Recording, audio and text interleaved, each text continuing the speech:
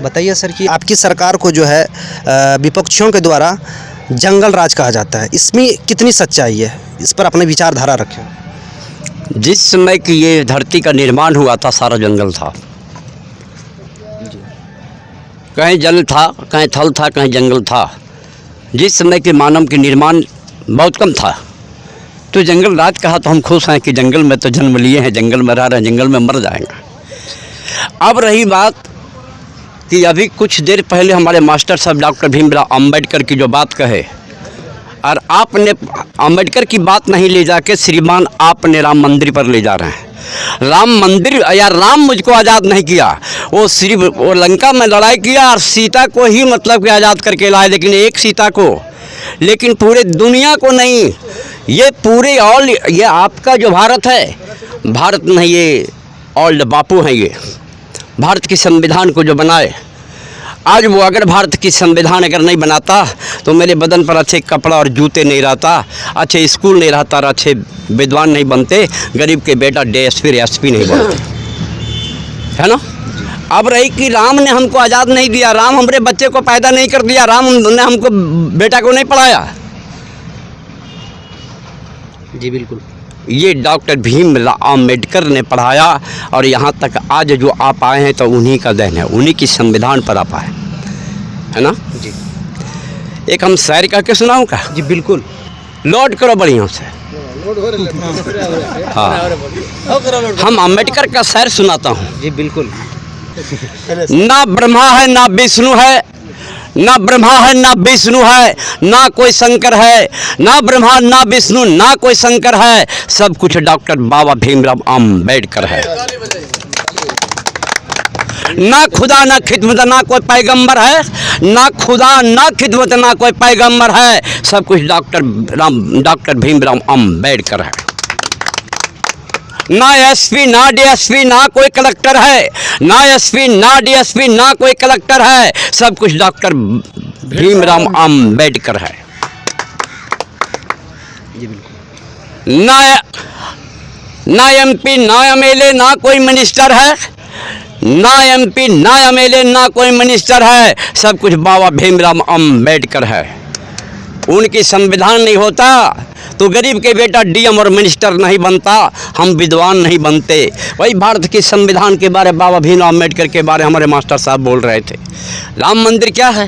राम मंदिर तो एक आस्था है। वो पत्थर को हम ऐसे करके धर दिए, सिंदूर लगा दिए, फूल चढ़ा दिए, मेरा वो फैक्ट्री खुल गया।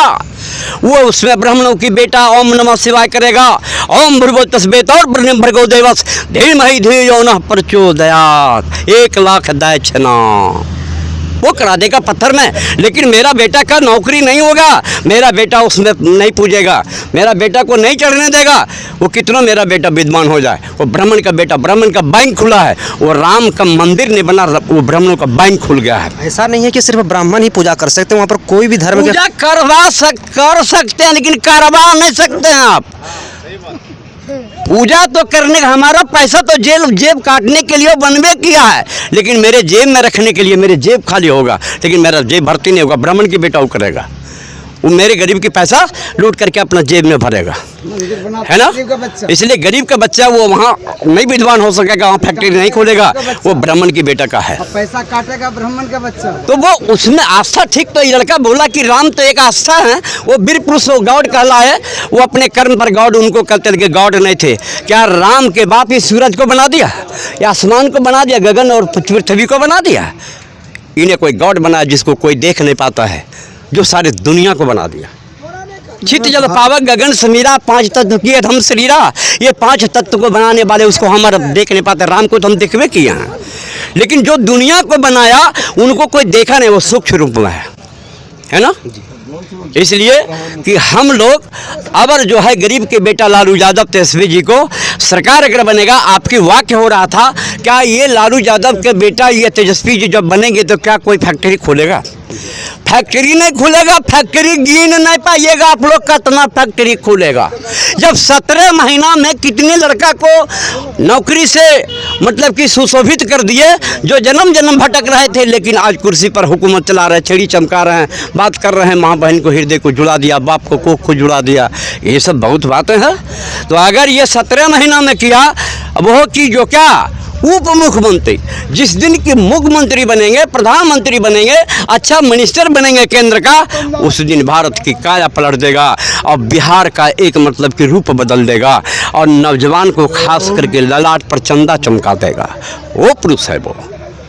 लेकिन यार अर्चना देवी को इसलिए हम लोग वोट करेंगे, यह भी एक गरीब की बेटी है। और किनकी बेटी है? तो डॉक्टर भीमराव अंबेडकर की खानदान का है। हम लोग अंबेडकर को देख रहे हैं, उनकी खानदान की है।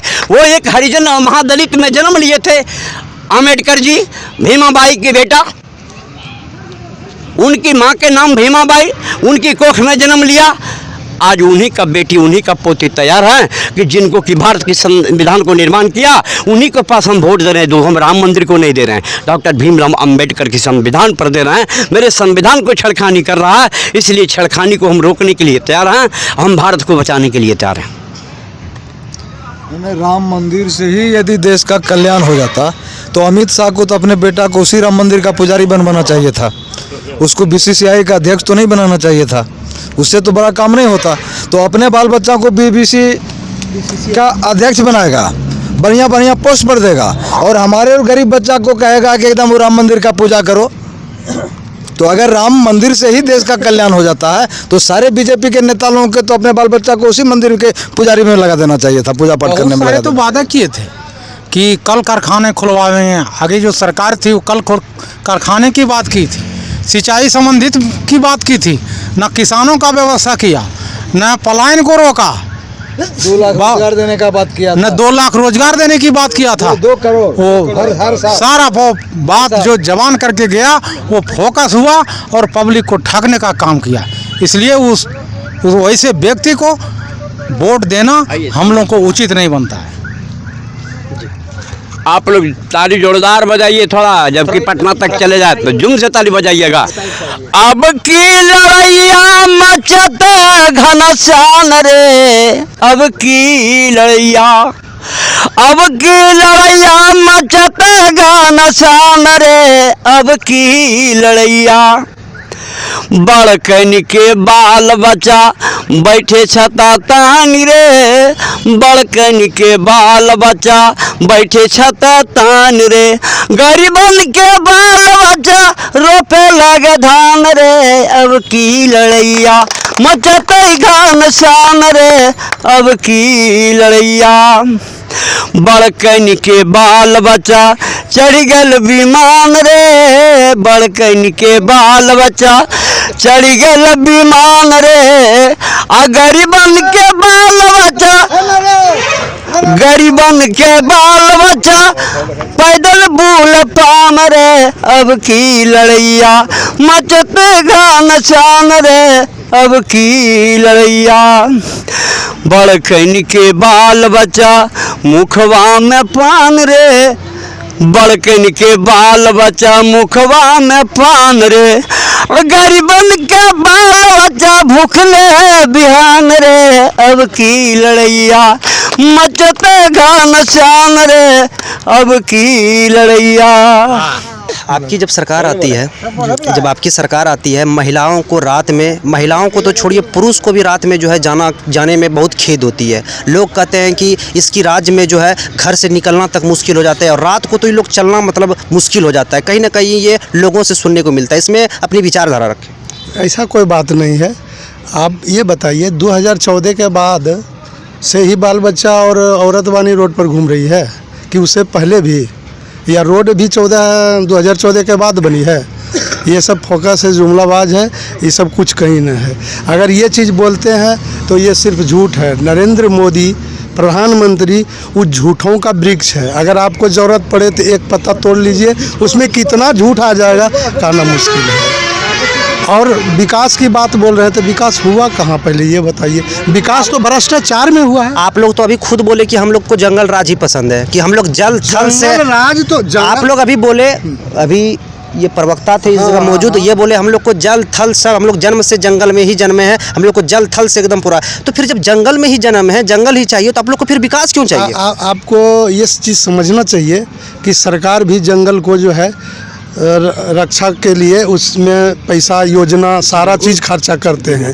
जंगल तो जब जंगल है तो जल है, जल है तो ज़मीन है, उसको भी रखना है। तो जंगल राज का मतलब आप क्या हमको कहना चाहते हैं, इसके बारे में बताइए, तब हम आपको बताते हैं क्या जंगल राज मतलब। गुंडागर्दी। कहाँ गुंडागर्दी है? अभी आप देख रहे हैं पेपर में, देखिए कहाँ गुंडागर्दी नहीं हो रहा है, कहाँ मर्डर नहीं हो रहा है, कहाँ अपहरण नहीं हो रहा है, ये चीज़ हमको बताइए।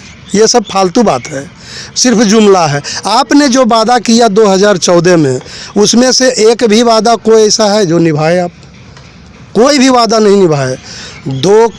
2 करोड़ हर एक साल नौकरी, 15 लाख रुपया सभी हर खाता में जाना है। तो विपक्षी का ये मुद्दा है कि अभी उसके पास कोई मुद्दा ही नहीं बचा बिहार में। क्या बोलेगा? सिर्फ वो जंगल राज बोलेगा, जंगल राज बोलेगा। अगर जंगल राज रहता, इस बार हमारे तेजस्वी यादव ने इतनी बारीकी रूप से टिकट दिया, इतनी बारीकी रूप हर वर्ग के लोगों से टिकट दिया है।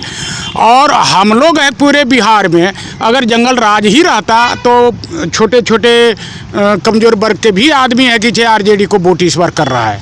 तो जंगल मोदी जी जिस तरह से बोल रहे हैं कि अब की बार 400 पार, तो सही बात बोल रहे हैं। सिलेंडर था 400,000 का है नीतीश कुमार। इस बार जो सभा हुई थी जमुई में, तो नीतीश कुमार ने कहा कि 4,000 पार। नवादा में बोले थे 4 लाख निकल रहा था, लेकिन वो 4,000 पर फिर आए। सिलेंडर 400 था, 400 पार। मोदी जी गलत नहीं बोल रहे हैं, 400 पार सही है। सिलेंडर 400 था, 400 पार करके 1200 हो गया। पेट्रोल था 56 रुपया, 115 रुपया। डीजल 52 रुपया, 98 रुपया। 40 रुपया केजी लहसुन था, अब की बार 400 पार हो गया। वो तो गलत नहीं बोल रहे हैं, वो तो सारा सही बोल रहे हैं। चुनाव आने के बाद में सब कुछ हो जाएगा। जाने के बाद हो सकता है पेट्रोल भी 400 रुपया हो जाएगा, डीजल भी 400 रुपया हो जाएगा चुनाव आने के बाद। नीतीश कुमार का बात सही हो जाएगा अब की बार, जो है ना, इसलिए सही हो जाएगा कि अब की बार सारा सामान का 4,000। अच्छा, नीतीश कुमार की बात जो उठाए, तो नीतीश कुमार जब आप में जब गठबंधन करती है तो आपको अच्छा लगने लगता है नीतीश? नहीं, अच्छा नहीं लगने लगता है। उनका जो काम है, वो अच्छा काम को छोड़ करके खराब काम में चले जाते हैं। तेजस्वी यादव ने 17 महीना में इतना वैकेंसी निकाले, क्या वो गलत कर रहे थे?